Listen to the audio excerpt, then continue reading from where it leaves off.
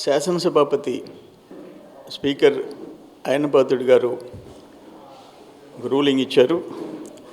జగన్మోహన్ రెడ్డి ఆ ప్రతిపక్ష హోదా మీద ఆయన మాట్లాడింది. అట్లే ఆయన హైకోర్టుకు పోయింది. హైకోర్టు స్పీకర్ గారికి నోటీసులు ఇచ్చినట్టు అబద్ధాల ప్రకటనకి వాళ్ళ మీడియాలో వీటన్నిటి మీద ఆయన దీన్ని తీవ్రంగా పరిగణించి చర్యలు తీసుకోవాలా, కానీ జగన్మోహన్ రెడ్డిని క్షమిస్తున్నాను, శాసనసభ్యులకి వదిలేస్తున్నాను అన్నారు. మేమందరం కూడా ప్రివిలేజ్ కమిటీ వేసి దీని మీద ఒక నిర్ణయం జరగాలని చెప్పేసి కోరాం. సరే, డెసిషన్ స్పీకర్ గారిది. నేనేమంటానంటే, హైకోర్టుకు జగన్మోహన్ రెడ్డి పోవటం అంటే ఇంతకంటే తెలివి తక్కువతనం ఇంకోటి లేదు, అహంకారం ఇంకోటి లేదు. ఒకసారి 2014లో లోక్సభలో 10% ఆఫ్ ద స్ట్రెంగ్త్ లేకుండా రాహుల్ గాంధీ గారు ప్రతిపక్ష హోదా కావాలని సుప్రీంకోర్టుకి వెళ్ళారు. సుప్రీంకోర్టు తిరస్కరించింది.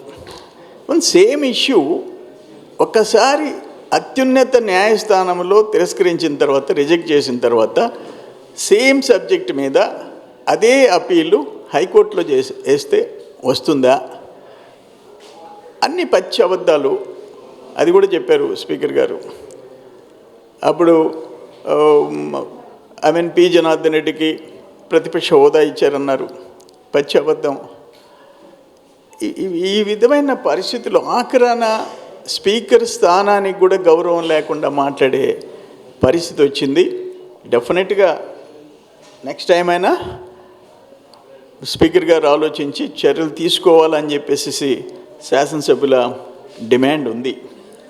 అట్లే ఆయన ఈరోజు ప్రెస్ కాన్ఫరెన్స్ పెట్టున్నాడు. ఆయన చెప్పాడు, ఆయన టైంలో 40 లక్షల మందికి ఉద్యోగాలు ఇచ్చానని. నేను లైవ్ చూసా. 40 లక్షల మంది ఉద్యోగాలు 19 నుంచి 24 మంది లోపల 2019 to 24. అంటే ఈరోజు మైనర్స్ పోనం 5 కోట్ల మంది జనాభాలో, చదువుకునే విద్యార్థులు పోనం, 18 ఏళ్ళ లోపల ఉండేవాళ్ళని పోనం, ఒకవేళ 4 కోట్ల మంది ఉంటారు. దాంట్లో 10% ఉద్యోగాలు ఇచ్చేసాయంట. 40 లక్షల మందికి ఉద్యోగాలు అంటే 40 లక్షల కుటుంబాలు సేవ్ అవుతాయి.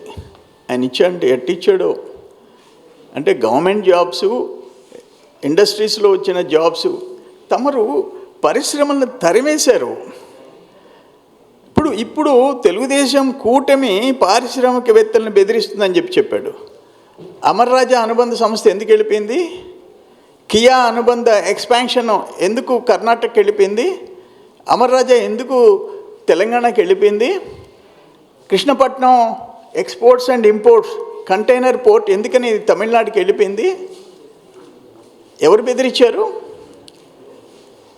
అంటే ఇటువంటి పచ్చి అబద్ధాలు పెట్టి ఒక మాజీ ముఖ్యమంత్రిగా నువ్వు ఇంట్లో కూర్చొని భజన చేసుకుంటూ శాసనసభకు రాకుండా అబద్ధాలు చెప్పడం ఎంతవరకు న్యాయం అని చెప్పేసి నేను అడుగుతూ ఉండా.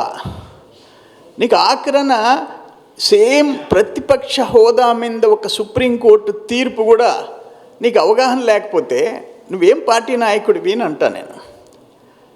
అన్ఫార్చునేట్. ఇప్పుడు ఆయన చెప్పినాడు పెన్షన్లు, ఓల్డ్ ఏజ్ పెన్షన్స్ మీద ఏదో ఫిగర్స్ చెప్పాడు.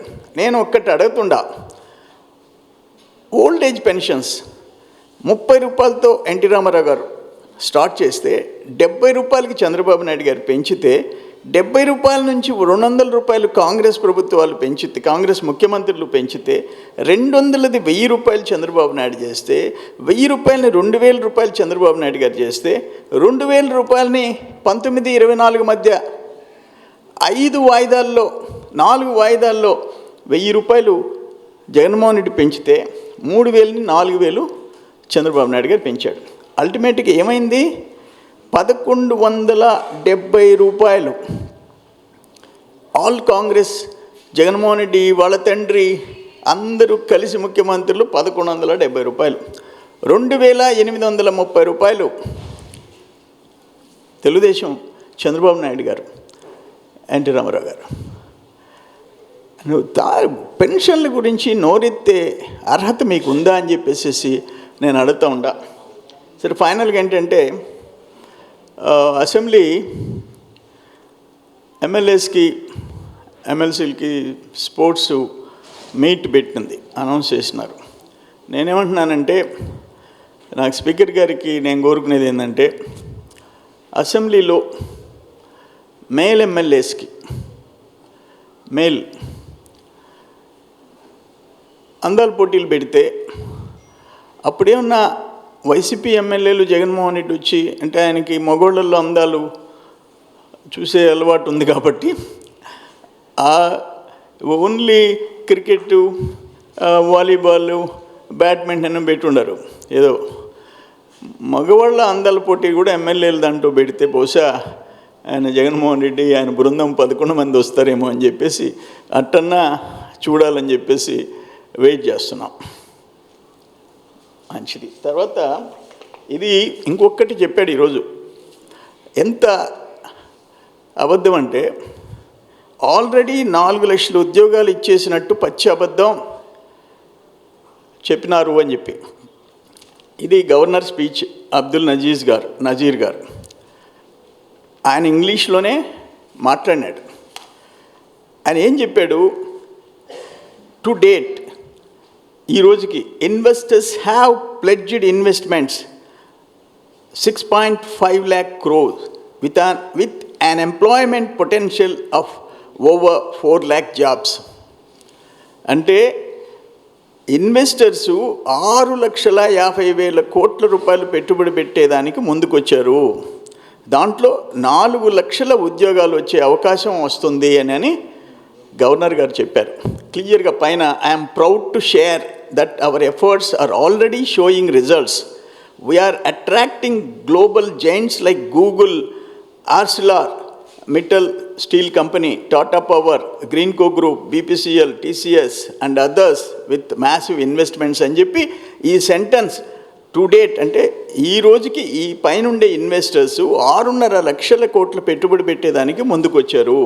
దానివల్ల 4 లక్షల జాబ్స్ పొటెన్షియల్ ఉంది అని చెప్పి క్లియర్గా చెప్తే, 4 లక్షల ఉద్యోగాలు కూటమి ప్రభుత్వం ఇచ్చేసిందని పచ్చి అబద్ధాలు చెప్తుందని చెప్పి ఈరోజు ప్రెస్ కాన్ఫరెన్స్లో మాట్లాడతాడు.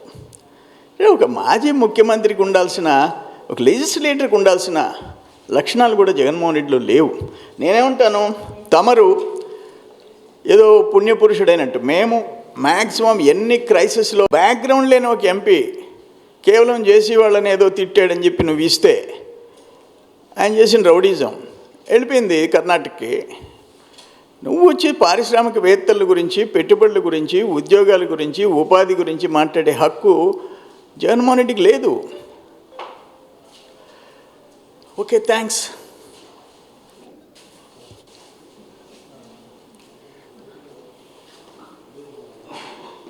ఏమి మీరు మా వాళ్ళకి మగవాళ్ళకే